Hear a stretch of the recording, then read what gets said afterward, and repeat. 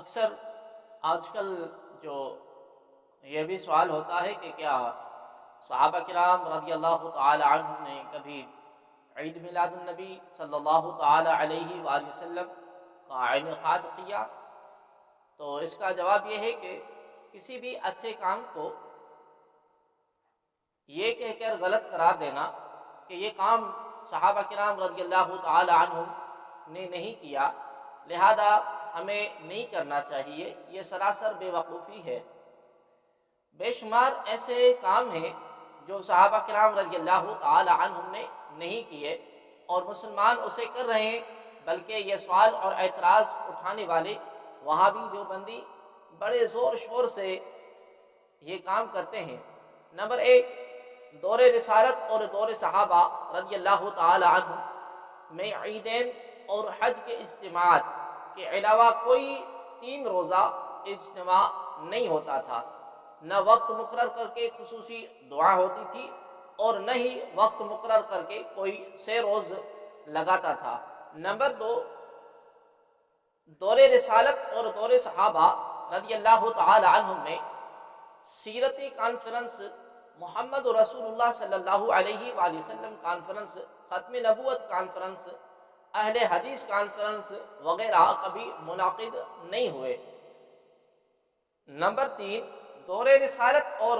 دور صحابہ کرام رضی اللہ تعالی عنہم میں ختم بخاری، جلسہ دستار فضیلت اور نہ ہی اپنے دارالعلوم کا 100 سالہ جشن منایا گیا۔ نمبر 4، کیا کبھی صحابہ کرام رضی اللہ تعالی عنہم نے خلفائے راشدین کے ایام منائے؟ ان کے ایام پر راستوں کو بلا کر کے کبھی جلوس کی ریلیاں نکالی، کبھی تحفظ حرمین ریلی، کبھی توہین آمیز خاکوں کے خلاف جلوس نکالے؟ کیا کبھی صحابہ کرام رضی اللہ تعالی عنہم نے اپنے آپ کو سلفی محمدی اہل حدیث اور غرباء اہل حدیث کہا؟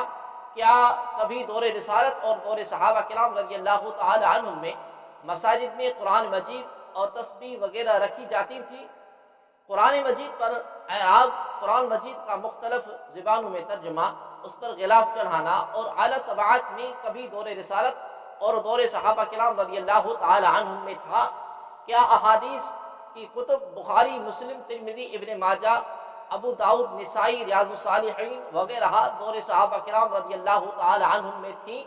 کیا جمعہ میں مروجہ عربی خطبے اور خطبے سے پہلے تقریر صحابہ کرام رضی اللہ تعالی عنہم نے کی؟ کیا ایمان مفصل، ایمان مجمل اور کچھ اور 6 کلمے پڑھنا صحابہ کرام رضی اللہ تعالی عنہم کے دور میں تھا؟ یہ تمام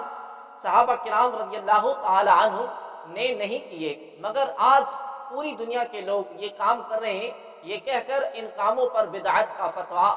کیوں نہیں لگایا جاتا کہ یہ کام صحابہ کرام رضی اللہ تعالی عنہم نے نہیں کیے، لہذا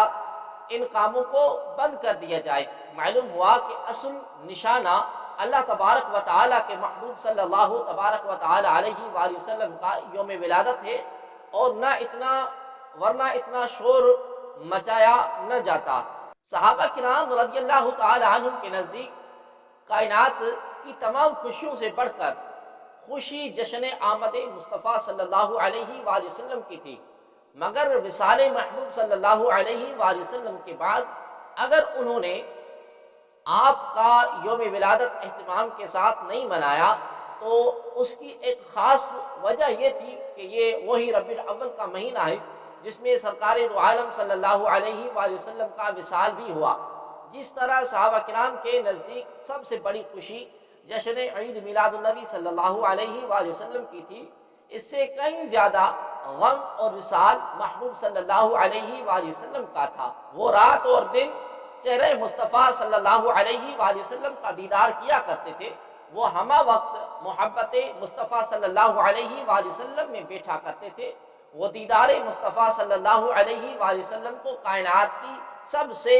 بڑی دولت سمجھتے تھے۔ جب ماہ ربیع الاول میں آقا کریم علیہ السلام پردہ فرما گئے تو صحابہ کرام رضی اللہ تعالی عنہم پر قیامت ٹوٹی۔ ہر صحابی غم سے نڈھال اپنے آقا و مولا صلی اللہ علیہ وآلہ وسلم کی یاد میں آنسو بہاتا رہا۔ صحابہ کرام رضی اللہ تعالی عنہم ساری زندگی اپنے آقا و مولا کی جدائی کے غم میں غمگین رہے، اور اس طرح ولادت کی خوشی پر غم غالب آ گیا، سو وہ وصال کے غم میں جشن ولادت کی خوشی کا اظہار نہ کر سکتے تھے۔ مگر جیسے جیسے وقت گزرا، صدمے اور غم کا اثر زائل ہوتا گیا، جب تبع و تابعین کا دور گزر گیا تو بعد میں آنے والوں نے چونکہ ولادت اور محبت مصطفیٰ صلی اللہ علیہ وآلہ وسلم کے احوال کو دیکھا، نہ وصال کے غم اور ہجر کا مشاہدہ کیا تھا، امتداد اور زمانہ سے رفتہ رفتہ خوشی کے پہلو غم پر غالب آتا چلا گیا، اور وقت کے ہاتھ نے جدائی کے زخم پر مرہم رکھ دیا، اور امت اس نعمت عظمیٰ کی خوشی کے مقابلے میں غم بھول گئے، اور انہیں یقین آ گیا کہ آپ کریم صلی اللہ علیہ وآلہ وسلم کی حیات اور وصال دونوں امت کے لیے سراپا خیر ہیں۔ لہذا اس کے بعد جشن آمد رسول صلی اللہ تبارک و تعالی علیہ وآلہ وسلم کی خوشیاں ہر طرف منائی جانے لگیں۔ نویں صدی کے مجدد امام جلال الدین سیوطی رحمۃ اللہ تعالی علیہ اپنی کتاب حسن المقصد فی عمل المولد کے صفحہ نمبر 54 پر فرماتے ہیں کہ سید عالم صلی اللہ تعالی علیہ وآلہ وسلم کی ولادت کی خوشی میں ربیع الاول شریف میں خوشی کا اظہار کیا جائے، غم نہ منایا جائے، کیونکہ شریعت نے وصال پر نوحہ اور جزا سے منع کیا ہے۔ کہتے ہیں کہ جوابہ ان یقال ولادتہ اعظم صلی اللہ علیہ وآلہ وسلم النعم علینا ووفاة عدم المصائب بنا والشریعة حث على اظہار شکر النعم والصبر والسکون والختم عند المصائب، وقد عمر الشارع بالعقیقہ عند الولادة وهي اظہار وشکر وفرح بالمولود، ولم يعمر عند الموت بذبح ولا بغير، بل نهى عن الناهية وإظهار زجر، فدلت قواعد الشريعة على أنه يحسن في هذا الشهر إظهار الفرح بولادته صلى الله عليه وسلم غير إظهار الحزن فيه بوفاته، یعنی کہ بے شک آپ کریم صلی اللہ علیہ وآلہ وسلم کی ولادت باسعادت ہمارے لیے نعمت عظمیٰ ہے، اور آپ کریم صلی اللہ علیہ وآلہ وسلم کا وصال ہمارے لیے بڑی مصیبت ہے، تاہم شریعت نے نعمت پر اظہار کا شکر نعمت پر اظہار شکر کا حکم دیا ہے، اس لیے شریعت نے ولادت کے موقع پر عقیقے کا حکم دیا ہے، اور بچے کے پیدا ہونے پر اللہ کے شکر اور ولادت پر خوشی کے اظہار کی ایک صورت ہے، لیکن موت کے وقت جانور ذبح کرنے جیسی کسی چیز کا حکم نہیں دیا، بلکہ نوحہ اور جزا وغیرہ سے بھی منع کر دیا ہے۔ لہذا شریعت کے قواعد کا تقاضا ہے کہ ماہ ربیع الاول میں آپ کریم صلی اللہ علیہ وآلہ وسلم کی ولادت باسعادت پر خوشی کا اظہار کیا جائے، نہ کہ وصال کی وجہ سے غم کا۔ بحوالہ حسن المقصد فی عمل المولد صفحہ نمبر 54 اور 55، امام سیوطی رحمۃ اللہ تعالی علیہ